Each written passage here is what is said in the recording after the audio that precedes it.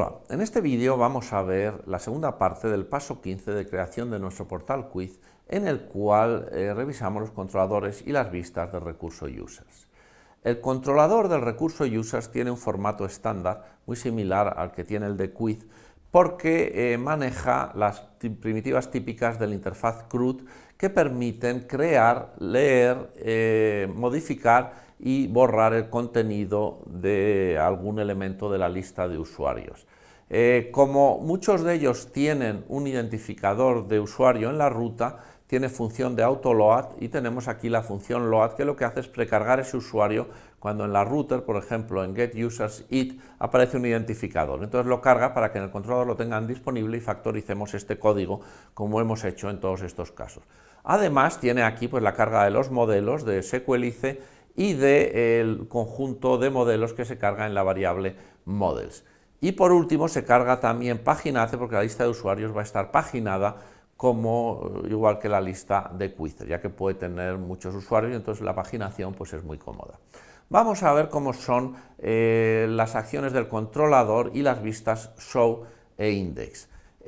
Show tiene una estructura totalmente típica para mostrar el usuario. Lo único que hace es cargar en la variable, la constante user, el usuario que se ha precargado porque está indicado en la ruta, y renderiza la vista de usuario que vemos aquí, que es este código HTML, donde tenemos el título, la lista con los datos, su nombre y si es administrador o no, que es lo que se muestra aquí, y por último los botones, donde aquí el que es un poco más complejo es el de delete, porque el botón de delete necesita una confirmación con el pop-up, como ya hemos visto en la parte de quizzes. El controlador index, el que muestra la lista de quizzes, también tiene una estructura típica, pero con paginación ahora. Básicamente lo primero que hace es buscar el número de usuarios que hay en la tabla de usuarios para saber si tiene que paginar. Si existen, digamos, la primera promesa pasa a la variable count, el número de usuarios, y aquí se definen los datos de paginación, 10 usuarios por página, si se ha solicitado una página concreta, la 2, la 3, y si no se ha solicitado ninguna en el query, entonces pondría la página 1 por defecto, y por último se genera la botonera, pero solo en el caso de que la botonera sea necesaria porque hay más de una página. Esta botonera se guarda en res locals, como saben que está accesible en las vistas. Por último se calculan las opciones de búsqueda, según que funciona tanto si hay paginación, estamos en la primera página, como si no, indicando cuál es el offset a partir de buscar, el límite y el orden. Aquí se ordena por nombres de usuarios y después de eso se ordena la búsqueda en la tabla de usuarios con models.userFindAll, donde se le pasan las find options, para que nos saque solo el array de usuarios de la página que estamos buscando. Aquí fijaros que la promesa se invoca como valor del return. ¿Por qué? Porque al hacer un return devolver el valor resultado de evaluar esta expresión, y por lo tanto tiene que evaluar la expresión, y hasta que el success de la promesa no devuelva el valor final de la promesa, no se retornará de esta promesa que construimos con este den. Por eso, cuando concluya exitosamente esta promesa, se pasará a la siguiente, donde ya se renderiza la vista con los usuarios que se han buscado, y si no, pues si hubiese habido algún error en este proceso, entonces se iría ya al middleware de error. Si aquí no hubiésemos puesto return, esto no funcionaría bien, porque no esperaría devolver el valor, sino que probablemente devolvería un undefined aquí y habría problemas. Este es uno de los temas que ya conocen de promesas, que tienen que gestionar y manejar con mucho cuidado. Siempre que hay código y hay la invocación de una promesa al final, esta debe invocarse dentro de un return para que la conexión con la siguiente promesa sea la correcta. La vista que se renderiza es la típica. Aquí se renderiza con el array de usuarios que se ha obtenido de la búsqueda, y lo que se hace es poner el título, users, y después renderizar la tabla de usuarios con este bucle de aquí,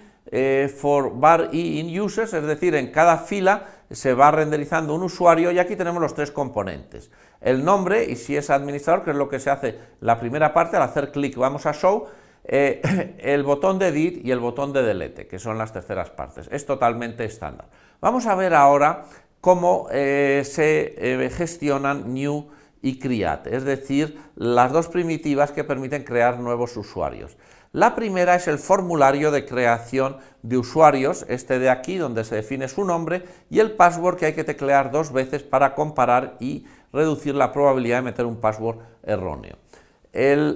La acción del controlador es absolutamente estándar. Básicamente lo que se hace es generar al user un usuario vacío que tiene solo los campos username y password, no tiene más campos, no tiene el campo it, porque todavía no sabe dónde se va a guardar la base de datos, y se renderiza el formulario new pasándole este usuario que acabamos de generar aquí con los campos vacíos, para que se renderice como estamos creándolo de cero, sin ningún contenido ni en el nombre de usuario ni en los passwords.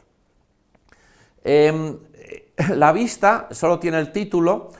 los datos de la primitiva, el método es post y la acción es users, porque post user lo que va a hacer es crear un usuario en la tabla, y después se incluye dentro de la forma lo que es la estructura interna del formulario, que es común con edit. Por eso se factoriza aquí el código para poderlo reutilizar en ambos casos. Este código es el que tiene cierta complejidad, porque vamos a ver primero la parte de HTML, que es lo que vemos aquí. Lo que vemos en la parte de usuario debe ser diferente en el formulario de creación. En el formulario de creación lo que tenemos que mostrar es bueno, pues el texto username y un cajetín para teclear ese texto, que es lo que se renderiza cuando useId está undefined, porque como está negada, es el caso en el que estamos ahora, en el de creación, y entonces se renderiza esta primera parte que nos muestra ese cajetín para que te creamos el nombre. En el caso de la edición, no en la creación como aquí, entonces simplemente saldrá el nombre del usuario que ya se ha obtenido de la base de datos. Y después vienen el cajetín de password y el cajetín de confirm password, donde tenemos que teclear el mismo password para comprobar que lo hemos metido correctamente. Al hacer clic en el botón Save,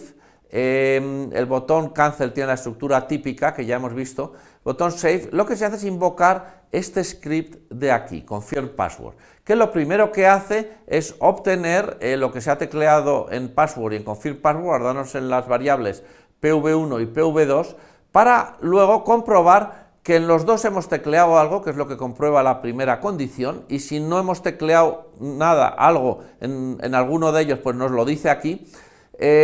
Y si lo hemos tecleado, pues pasa a la siguiente, se comprueba si lo que hemos tecleado en ambos es lo mismo, es decir, que en todos los dos hemos tecleado y es lo mismo, y entonces se hace el return igual a true, con lo cual ya se enviaría la solicitud de crear el post users, y si no, pues nos dice aquí con este otro pop-up que hemos tecleado algo diferente en cada uno de estos campos.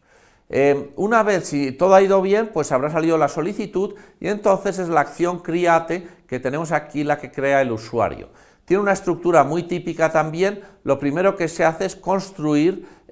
con recBody, digamos, o inicializar estas dos variables, username y password, con lo que hemos tecleado en el formulario, porque llegan en el body, como saben, y es aquí en esta propiedad donde están, y después construimos un objeto user con build, que es un objeto compatible con la base de datos, que aquí con esta notación de JavaScript 6, username y password, creamos dos propiedades con los contenidos que tienen estas constantes de aquí. Una vez hecho eso, simplemente lo que hacemos es guardar ese usuario en la base de datos. Aquí fijaros que ponemos username, password y salt, porque hay que actualizar esos tres campos. Son los tres campos que se debe crear cuando se crea un usuario, porque el password y la salt tienen que estar ambos para poder luego confirmar que el login es correcto. Y el nombre de usuario también, por supuesto. Si se guardan correctamente y no se viola ninguna de las condiciones que podemos, entonces se genera este mensaje de éxito que aparece aquí en verde y se muestra el usuario que se ha creado, porque se hace un REST redirect a users con el identificador del usuario creado, que ya es conocido aquí porque el user que se devuelve aquí después de guardarlo es el user ya completo que se ha guardado en la base de datos y que tiene un identificador de usuario.